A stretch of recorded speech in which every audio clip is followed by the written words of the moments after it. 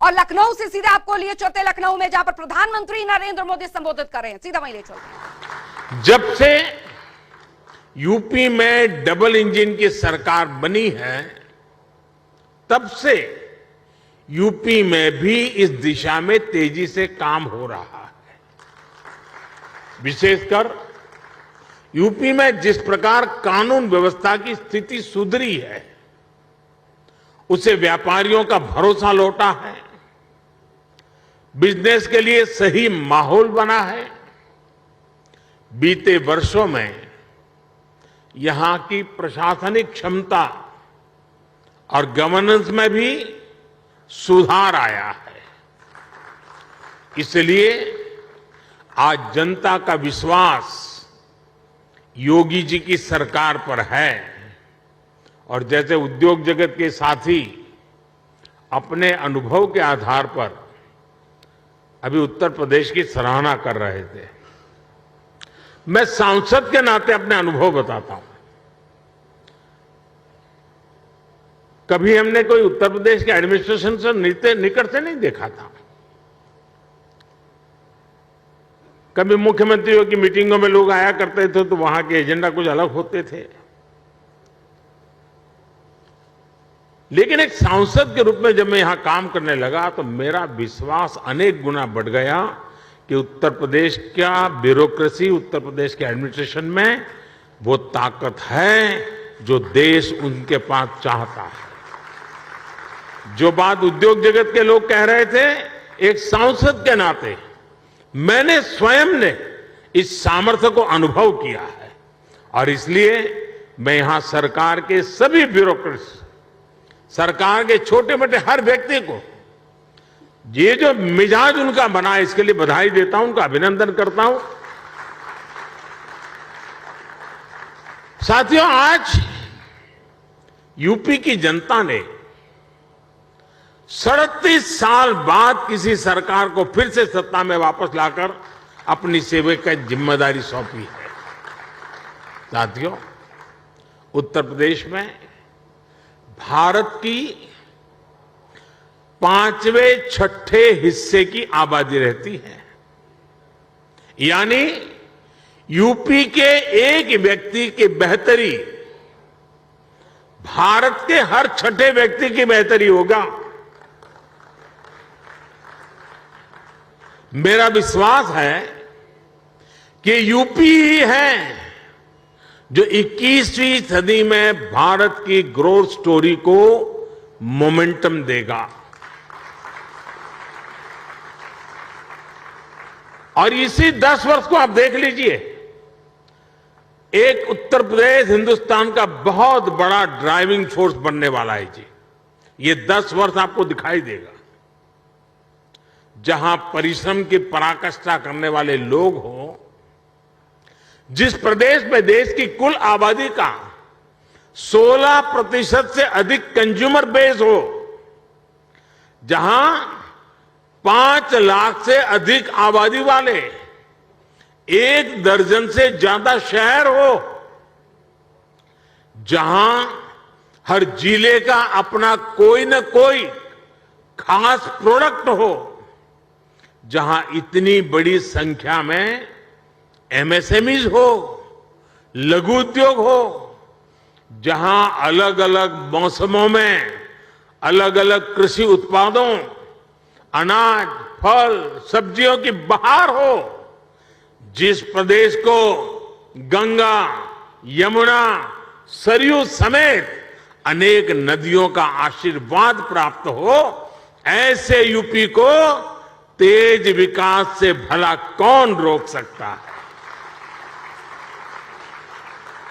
साथियों, अभी इस बजट में ही हमने गंगा के दोनों किनारों पर, भारत सरकार के बजट की बात कर रहा हूं, 5-5 किलोमीटर के दायरे में केमिकल फ्री नेचुरल फार्मिंग का कॉरिडोर बनाने की घोषणा की है। डिफेंस कॉरिडोर की चर्चा तो होती है, लेकिन इस कॉरिडोर की कोई चर्चा नहीं करता है। यूपी में गंगा 1100 किलोमीटर से ज्यादा लंबी है और यहां के 25 से 30 जिलों से होकर गुजरती है। आप कल्पना कर सकते हैं कि नेचुरल फार्मिंग की कितनी बड़ी संभावना यूपी में बनने जा रही है। यूपी सरकार ने कुछ वर्ष पहले अपनी फूड प्रोसेसिंग नीति भी घोषित की है। मैं समझता हूं कॉरपोरेट वर्ल्ड के लिए, और यहां जो उद्योग जगत के लोग हैं उनसे मैं आग्रहपूर्वक इस विषय पर कहना चाहता हूं, कॉरपोरेट वर्ल्ड के लिए इस समय एग्रीकल्चर में इन्वेस्टमेंट की एक गोल्डन अपॉर्चुनिटी है। साथियों, तेज विकास के लिए हमारी डबल इंजन की सरकार इंफ्रास्ट्रक्चर, इन्वेस्टमेंट और मैन्युफैक्चरिंग तीनों पर एक साथ काम कर रही है। इस साल के बजट में 7.5 लाख करोड़ रुपए के अभूतपूर्व कैपिटल एक्सपेंडिचर का एलोकेशन इसी दिशा में उठाया गया कदम है। मैन्युफैक्चरिंग को बढ़ावा देने के लिए हमने पीएलआई स्कीम्स घोषित की हैं, जिनका लाभ आपको यहां यूपी में भी मिलेगा। यूपी में बन रहा डिफेंस कॉरिडोर भी आपके लिए बेहतरीन संभावनाएं लेकर आ रहा है। भारत में आज डिफेंस मैन्युफैक्चरिंग पर जितना जोर दिया जा रहा है उतना पहले कभी नहीं दिया गया। आत्मनिर्भर भारत अभियान के तहत हमने बड़ी हिम्मत के साथ फैसला किया है।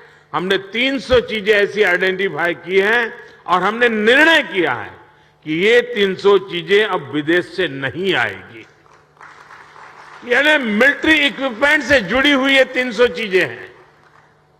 मतलब डिफेंस के क्षेत्र में जो मैन्युफैक्चरिंग में आना चाहते हैं उनके लिए इन 300 प्रोडक्ट के लिए तो मार्केट, एश्योर्ड मार्केट अवेलेबल है। इसका भी आपको बहुत ज्यादा लाभ मिलेगा। साथियों, हम मैन्युफैक्चरिंग और ट्रांसपोर्ट जैसे पारंपरिक बिजनेस की डिमांड को पूरा करने के लिए फिजिकल इंफ्रास्ट्रक्चर को आधुनिक बना रहे हैं।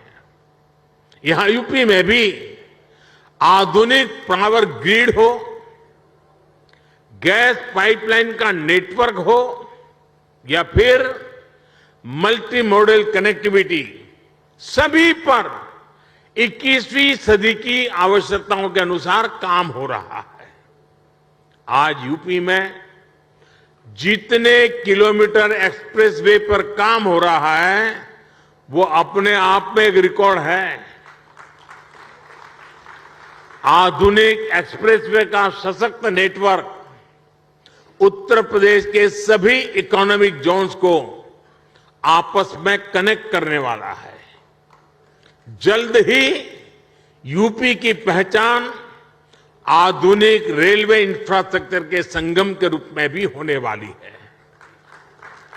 ईस्टर्न और वेस्टर्न डेडिकेटेड फ्रेट कॉरिडोर यही यूपी में आपस में एक दूसरे से जुड़ने वाले हैं। जेवर समेत यूपी के 5 इंटरनेशनल एयरपोर्ट यहां की इंटरनेशनल कनेक्टिविटी को और मजबूत करने वाले हैं। ग्रेटर नोएडा का क्षेत्र हो या फिर वाराणसी, यहां 2 multi modal logistic transport hub का निर्माण भी हो रहा है।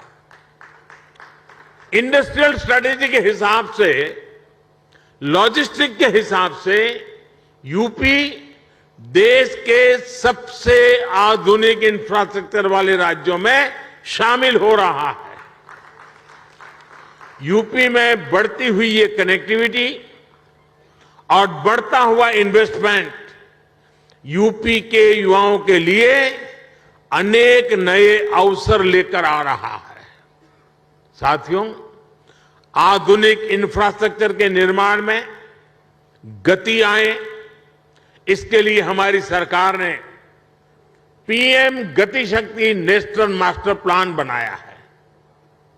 ये केंद्र सरकार, राज्य सरकार, अलग अलग विभाग, अलग अलग एजेंसियां इतना ही नहीं, स्थानीय स्वराज की संस्थाओं तक को सभी को एक साथ जोड़ना, उसी प्रकार से प्राइवेट सेक्टर, बिजनेस से जुड़े संस्थानों को एक प्लेटफॉर्म पर लाने का काम ये पीएम गति शक्ति योजना के द्वारा हो रहा है।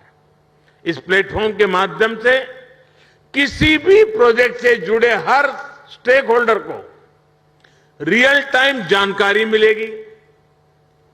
अपने अपने हिस्से का काम उसे कब तक पूरा करना है, उसकी प्लानिंग वो समय पर कर पाएगा। बीते 8 साल में प्रोजेक्ट्स को समय पर पूरा करने का जो नया कल्चर देश में विकसित हुआ है, उनको ये नए आयाम देगा।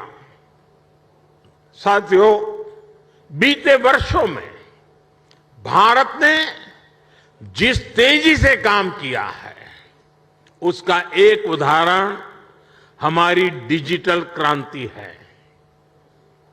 2014 में हमारे देश में सिर्फ 6.5 करोड़ ब्रॉडबैंड सब्सक्राइबर थे। आज इनकी संख्या 78 करोड़ से ज्यादा हो चुकी है। 2014 में 1 जीबी डेटा करीब करीब 200 रुपये का पड़ता था। आज इसकी कीमत घटकर 11-12 रुपये हो गई है। भारत दुनिया के उन देशों में है जहां इतना सस्ता डेटा है। 2014 में देश में 11 लाख किलोमीटर का ऑप्टिकल फाइबर था। अब देश में बिछाए गए ऑप्टिकल फाइबर की लंबाई 28 लाख किलोमीटर के पार कर चुकी है।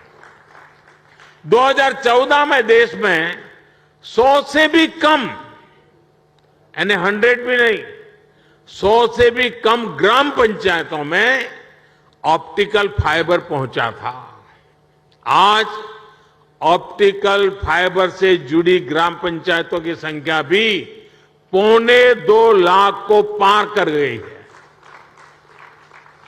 2014 में देश में 90,000 के आसपास ही कॉमन सर्विस सेंटर्स थे।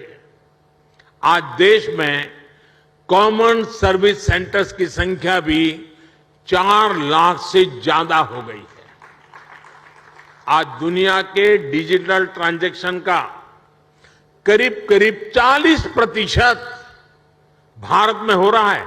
दुनिया का 40%। किसी भी हिंदुस्तानी को गर्व होगा। जिस भारत को लोग अनपढ़ बताते हैं, वो भारत ये कमाल कर रहा है। हमने बीते 8 वर्षों में डिजिटल क्रांति के लिए जिस फाउंडेशन को मजबूत किया, उसी का नतीजा है कि आज अलग अलग सेक्टर्स के लिए इतनी संभावनाएं बन रही है। इसका बहुत बड़ा लाभ हमारे युवाओं को मिला है। 2014 से पहले हमारे यहां कुछ 100 स्टार्टअप ही थे, लेकिन आज देश में रजिस्टर्ड स्टार्टअप की संख्या भी 70,000 के आसपास पहुंच रही है। अभी हाल ही में भारत ने 100 यूनिकॉर्न का रिकॉर्ड भी बनाया है। हमारी नई इकोनॉमी की डिमांड को पूरा करने के लिए डिजिटल इंफ्रास्ट्रक्चर की मजबूती का बहुत लाभ आप लोगों को मिलने वाला है। साथियों, मैं आपको आश्वस्त करता हूं कि यूपी के विकास के लिए, आत्मनिर्भर भारत के निर्माण के लिए जिस भी सेक्टर में जो भी रिफॉर्म आवश्यक होंगे, वो रिफॉर्म निरंतर किए जाते रहेंगे। हम नीति से भी विकास के साथ हैं, निर्णयों से भी विकास के साथ है, नियत से भी विकास के साथ है और हम सब आपके हर प्रयास में आपके साथ होंगे और हर कदम पर आपका साथ देंगे। आप पूरे उत्साह से उत्तर प्रदेश की विकास यात्रा में शामिल हो। उत्तर प्रदेश के भविष्य का निर्माण आपके भविष्य को भी उज्जवल बनाएगा। ये विन विन सिचुएशन है। ये निवेश सभी के लिए शुभ हो, सभी को लाभ देने वाला हो। इसी कामना के साथ इति शुभम कहते हुए आप सभी को बहुत बहुत शुभकामनाएं। धन्यवाद। तो लखनऊ से सीधा प्रसारण आप यहां पर देख रहे थे। प्रधानमंत्री नरेंद्र मोदी ने इस बात का जिक्र किया कि उत्तर प्रदेश में निवेश का जो सेक्टर है वो कितना ज्यादा बड़ा हो गया है और किस तरीके से उत्तर प्रदेश में आप निवेश जो है वो कर सकते हैं। निवेशकों को ये संबोधित प्रधानमंत्री नरेंद्र मोदी कर रहे थे।